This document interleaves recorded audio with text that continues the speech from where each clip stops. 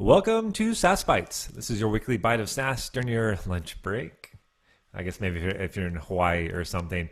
Yes, this is a random odd time for me to do an episode. I'm actually going to be at a company retreat-ish thing for the rest of the week. So didn't think I was going to get a chance to sit down and record one later this week. And just realized I had something I really wanted to share because I was playing around with something and found something cool. So what I want to show to you today is we've been talking about using Libsass, setting Libsass up, using Libsass with Sass globbing, which is really cool. One of the other things that's been holding me back about switching over to Libsass is a couple of the more popular frameworks that I use within Sass. One being Susy for frameworks, and the other one being Breakpoint for my media query breakpoints. And until now, I know they'd been close to having support for it and it working right and all that kind of good stuff. And I'm like, I should check it and see if it actually works. And you know what?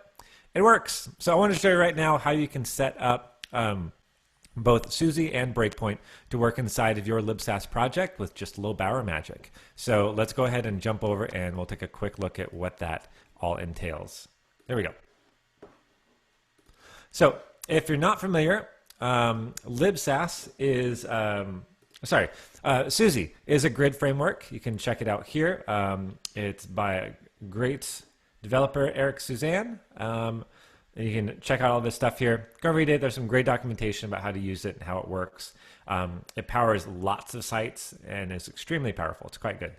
The second one being Breakpoint, which is made by a couple of awesome sassy guys down here, Mason Wendell and Sam Richard, singular, with some contributions by some other awesome people. So it's a great way to be able to manage your breakpoints without having to constantly be writing this full huge breakpoint, and it adds some functionality to it as well. So we've already talked about these. They're cool. Let's talk about how to use them.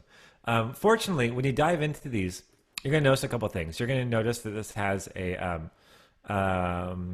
package.json and a bower.json.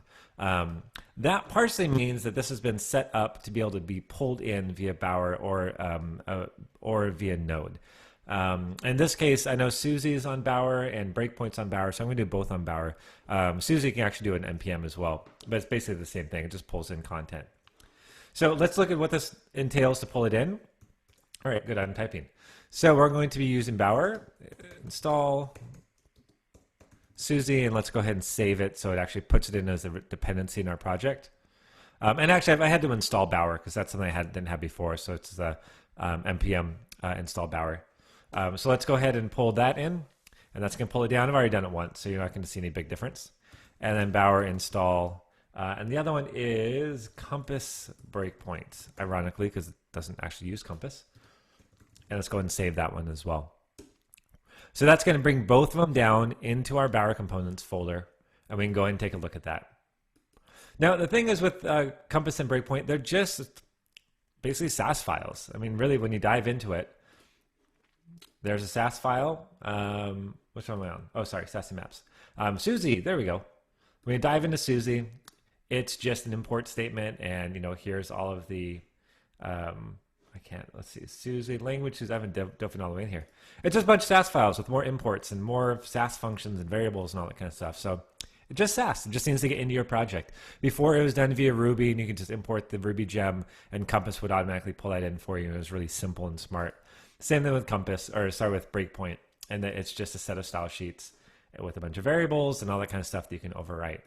So all we need to really do at this point, we can pull them in via Bower, so everyone can pull them in. We don't need to worry about some gem dependency or something like that, or any Ruby dependency or Compass dependency.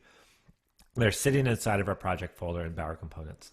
And then we can go into our main.scss, and we can pull these right in. Now this is a little bit ugly because you got to back up, go to your Bower components, and then dive down into it to get that initial import statement. But both of them have just one little entrance point where you can just import Susy or Susy1 if you want to pull in the old syntax. Say the breakpoints, just pull the whole thing in like that.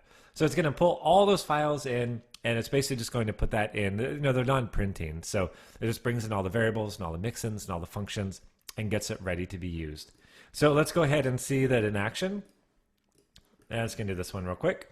Let's run grunt. Hey, yay, it worked. It's always good when it actually works in my demos. We take a look at it, and you can see down here, we have got our width being printed out with a float left and a margin right. And we've got our color blue inside of that little min width media query. They're both working. Pretty awesome. On top of that, we can go in here and edit them with our map. So Susy has all of the configurations set into the default map for the Susy variable. So we can go in here to columns, and we can change the columns to 6. And we can see now that the width is, almost 50% plus that margin right. So basically half of the size. So that's it. That's basically all you have to do to get both Susy and Breakpoint running up in your project.